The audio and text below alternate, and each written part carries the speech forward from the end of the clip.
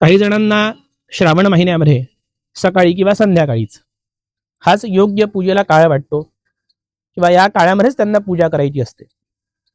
पण आपलं शास्त्र काय सांगतं? प्रातःकाले शिवं दृष्ट्वा निशी पापम विनश्यती. महादेवांची आपण प्रातःकाळी जर पूजा केली तर संध्याकाळी आपल्याकडनं जाणतेपणी अजाणतेपणी झालेली पाप ही नष्ट होत असतात. प्रातःकाले शिवं दृष्ट्वा निशी पापम विनश्यती आजन्मकृत माध्यान्हे.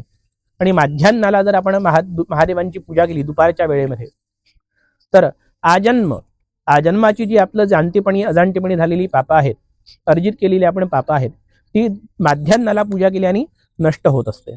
आजन्मकृत माध्यान्हे सायान्हे सप्तजन्मनी.